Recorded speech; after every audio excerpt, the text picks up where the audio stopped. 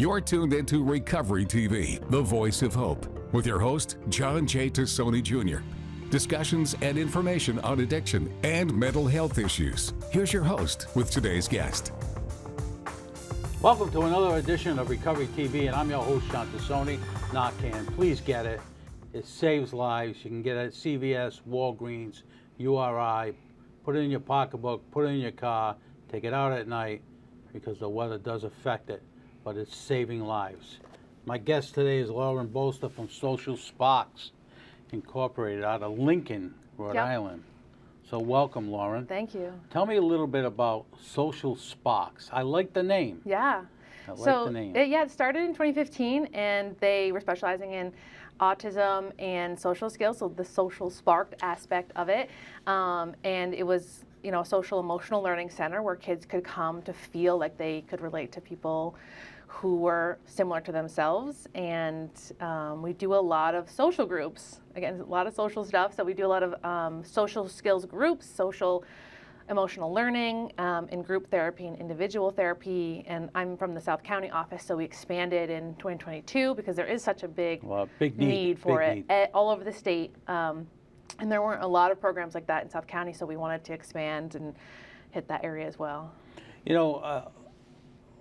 A lot of conversations with a lot of people because of the work I do with substance use and mental health. Autism seems to be like off the charts right now. Yeah. And there's a bunch of severity levels of autism. Is there names for levels of autism? Yeah, well, so they call it autism spectrum disorder. So the word spectrum is, it can be, you can have higher support needs, meaning you need a lot of support to do daily living tasks, or lower support needs that you can kind of function independently. And there's some people who you would never know have an autism diagnosis because they are very functioning. So it depends on the person, depends on the severity and where they kind of fall on that spectrum and how much they need as far as services. Children, ages what to what? As far as Social Sparks? Yes. So we start around age 5 and we go all the way up to adults, any age. We have no preference as to how old or young. We generally say 5. We've been looking for individuals to come in who are younger than 5 because trauma can start at a young age. The body keeps the score, and it can children can have these reactions when they're younger. But we generally start at 5 because that's kind of when in the development stages of when you kind of become aware of yourself and your social environment, and developing that sense of self. So we really want to target, we see a lot of things emerging at that time, but not to say that kids younger than 5 don't need therapy. It's just, that's how we've been practicing, but we are opening up more for younger children and even infants. I've been hearing things like, especially in the news, generic, not generic, trauma, and the list goes on. What is your thought on that? As far as children with autism, is it generic? Is it because of trauma? Is it because of a multitude of different things? I'm sure it's probably all of the above. But. Yeah. So it's definitely something that children are born with. It's something that can be genetic, and like I said, a lot of people have gone undiagnosed for a very long time, and I think that... Why is that, though? I don't mean to interrupt you. No, that's a great question. I was just going to say, because so now we have a lot more screening materials, and we're more aware of it. We have more research. So back in the day, there were people who were maybe socially awkward and didn't engage well in the community and had never gotten the service that they needed because it wasn't something that we looked at. And now people are saying, oh, why are there so many kids nowadays who have autism? And it's not that nobody ever had autism, it's just that now we're just so much more aware of it, and we have the tools to really intervene and help, that it's just coming out a little bit more so that we can screen early on, because the earlier that we can get kids into treatment, the more likely they are to be successful in the future. You used the word that's very interesting to me, is services. Okay.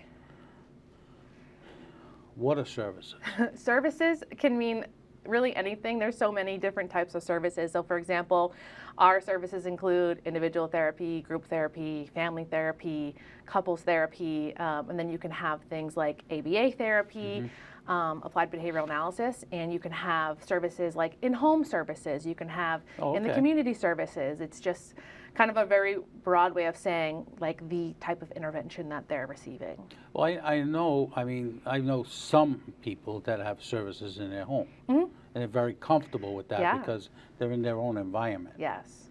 Do you see that more to be prevalent than it is being in a group setting with kids? So as far as in-home services, it's great because they can see them in their own environment, Right. and they can see how they're acting. Essentially, like when people maybe, especially in the beginning phases of therapy, when they're in there, the kids tend to be on their best behavior, and we're not really seeing too much of the behaviors that they're seeing in school or at home. But when they're in the home environment, they can really see a lot more, and they're able to get there more, to be there more often than say. Like once a week if they're coming in for therapy, or maybe twice if they're coming in for individual and group therapy with our practice, but somebody who might be an at-home provider might come more than that, and that's when that's a higher level of care than we provide, so that they can be engaged with the providers a lot more and get to know them and see their routines, and the providers can see the children and how they react in their day-to-day life. What about insurances? Do the insurances cover these classes? I mean, so sometimes. Or is it a battle? It's definitely a battle. So it's been a lot harder to provide services. So some services are not available. So at home can be hard to receive if you have whatever type of insurance you have. Like they might not take it if it's like a grant-funded program. They can only take certain insurances. Outpatient providers, like we can take. I feel like any insurance that I've never heard of a new insurance that we don't accept. We accept all insurances in the state. Right. But that definitely can be a barrier, especially as far as if somebody does have an insurance that has a big copay, or if it's so expensive, and it really is, or they might have to cover the cost of sessions, and it's a huge barrier, I feel like, especially here. And I know it's the insurance companies, they don't like to pot with their money. No. But on the other hand, you have children who need the services. Yes. Because of whatever they may have, autism, they may have multitude of different things going on. You have the insurance, but they don't want to pay for the treatment of these kids. Now, I see, I'm in the schools a lot, Okay. especially in my area. There's a lot of behavioral issues, Yes. a lot. I look at it as a point of broken homes. There's 15,000 kids right now living with their grandparents, whether they are having issues of substance use, mental health issues, multitude of adult issues. Yeah. And the kids act out. Yeah. And they act out in school. Yep. They act out after school. They act out when they're in therapy. What made you get into this field? That's such a great question. I've always had an interest in helping people. I started off working as a volunteer first responder with an ambulance, and that was like my helping. I was physically helping people, and then I realized that I really liked the in-depth part of the conversation. Like if it was a psych call and somebody was having a mental health crisis, that part really I was drawn to it, and I really enjoyed kind of finding out what was going on and how can we help them on a deeper level, not just like, bandaging them up and getting them out. So we're going to go to break. I want to, because it's very intriguing to me how someone would want to get into a field like substance use Okay. with these kids who have a multitude of different issues. As you as a mom have your own, but on the other hand, you're helping others. So we're going to take a quick break. You're watching Recovery TV, and I'm your host, Sean Tassoni. We'll be right back with Social Spark after this. And now back to Recovery TV with your host, John J. Tassoni Jr. Recovery TV is made possible by our supporting sponsors and our title sponsor, Kodak. Now, here's John and today's guest. Welcome back to Recovery TV, and I'm your host, Sean Tassoni. Lauren Boster is in the house with Social Sparks. I love the title. Love the title. Thank you for joining us Yeah, today. of course. And thank you for what you do. Yeah. Obviously, as a mom with 3 kids and, a career, helping other families, Yes. which is a big deal. Where do you see Social Sparks in 5 years, 10 years? We have a lot of plans for Social Sparks. We really want to expand into the community. We want to become bigger. We want to do, the neurological evaluations. We want to prescribe. We want to have providers in our company that can do this full circle type of treatment, and so that we can have a place where everyone can get their needs met. Because we all know, of course, like the waiting lists in Rhode Island are very long to get to other providers. So if we can have a place where it's all done in the same spot, I feel like it'd be super beneficial for the community. Yeah, and it's a long wait for parents who need psychiatric help for their children. Yeah. They were telling me the other day that it's a 1-year wait to Yes. see a psychiatrist. Yep. That doesn't bode well for the kids or No. the families. Because in that time, a lot can change. Right, exactly. So when you first came into this field, I know we were talking about it the last segment, but we didn't really finish. What drew you to autism and children's issues? I think that there's so many parts of it. And because in the beginning I was very much not willing to work with children, but afraid because it's so complex, and I felt like it was very hard to get through to children and their families and working through that. But when I started doing that as an intern, I just absolutely fell in love with the children. They're so, despite all the things that they've been through, they're so excited and happy, and they want to be there most of the time. There are some who do not, but most of the time they're very happy and willing to engage. And some of the kids who are so great at, listening and taking what we teach them and using it at home, and then working with the families to connect the dots, like where they have needs and the full picture of it. And it's got to be gratifying, when you have kids with behavioral issues, autism, whatever, and the parents come in and they say, wow, what you did last week was amazing. Yeah. And now little Johnny is, behaving himself the right way. He's starting to clean his room. He's doing better in school. That, to me, is an award-winning. It feels great, for sure. Right. Now, when you look at, you're a mom. We were just talking earlier, your husband works first shift, you work second shift. It's a lot of pressure on the family, a lot of pressure. And I'm sure the folks that you deal with is a lot of pressure. We were talking a little bit about the amount of kids that are living with their grandparents now. It's a big number, 15,000. Yeah. The last I heard was 15,000.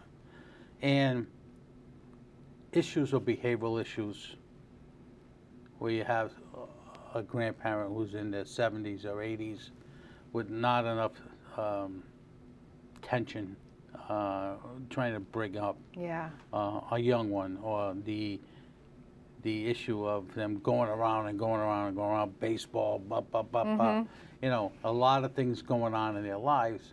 And then you see someone who comes to your organization and says, I need help. I need help. Do you get that a lot? Yeah. There are a lot of grandparents who have care for their children, and they're just like, I don't know what to do.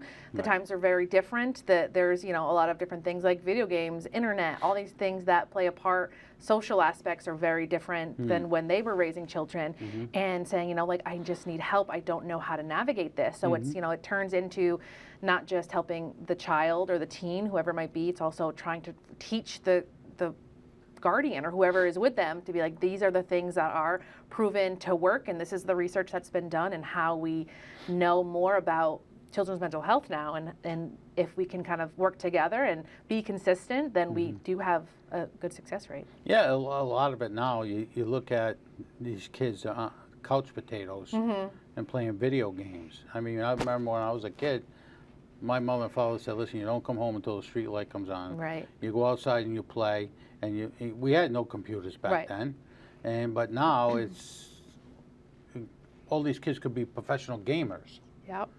and with the computers, the stuff on the screen. But then you got the flip side, where school, the issue with school, bullying in school, all sorts of things are happening in school today. Issues with behaving in school, acting out in school. how, it's hard for me to understand, but not for you.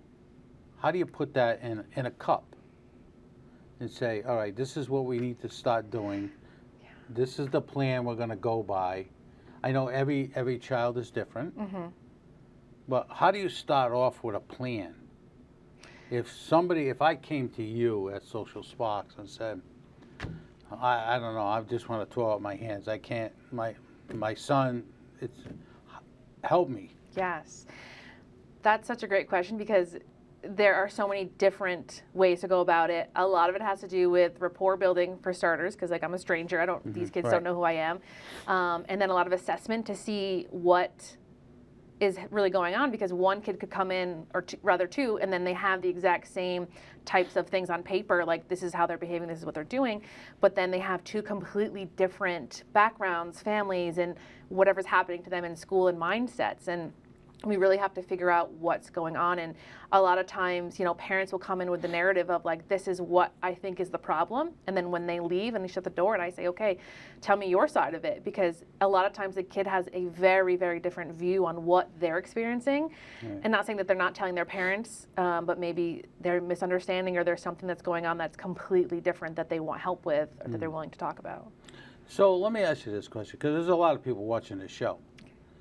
If I'm a parent and I go to Social Sparks and say, listen, I need help, what's the first thing you do?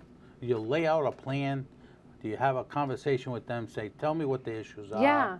Yeah, so the first step, we do an intake assessment, so that's just kind of like a full background on everything, on like what the presenting problem is, what their history of therapy, if any, is, what the family looks like, what social looks like, where do they go to school, like really any question that we can get to know them more. And it's hard in the first session, but trying to figure out like who they would be a good match for clinically, as far as like which therapist we would pair them with. But yeah, we start off with like the parents come in usually with the child, and then they talk about it and see like what is that big issue that we need to start helping with. All right, we're going to talk a little bit more about that when we come back, so I got to go to break. The big issue. The big issue. You're watching Recovery TV, and I'm your host, John Tassoni. We'll be right back with Social Sparks after these messages. And now back to Recovery TV with your host, John J. Tassoni Jr. Recovery TV is made possible by our supporting sponsors and our title sponsor, Kodak. Now, here's John and today's guest. Welcome back to Recovery TV, and I'm your host, John Tassoni. Lauren Boster is in the house. She's with Social Sparks. Been talking about children's issues. A lot of issues. Yeah. A lot of children's issues. So I know we're gonna put the number of Social Sparks up on the screen. Is it a long wait to get in? In Lincoln, it is a long wait. South County is a little bit shorter of a wait, but still a couple months, unfortunately. For group services, it is a little bit shorter because we're constantly forming new groups based on what we feel or what we hear that the kids need. So you might have a quicker come in time if you're looking for group therapy. But the individual wait list right now is pretty long, but again, we're trying to expand. We're hiring new clinicians. Right. We're doing as best we can. Well, I mean, you look at the needs. What's happening today. The needs are like this long. It's not just a little thing. It's long, and to get the correct services that can accompany your needs in order to get your children or child better. It's a process. Yeah. It's a process. But I want to thank Social Sparks for what they do. Yeah. Very much needed. Your organization. So many children today have issues pertaining to whether they're at home or school. It's not like it used to be. I don't know. I don't want to say it on TV, but it's not getting any better. Right. It's not getting any better. And the kids need help today in order to become productive citizens as they get older. Yeah. So again, thank you so much for what you do. I greatly appreciate that. And following the program today, it's the Kodak Live. It's a fully integrated system with primary care.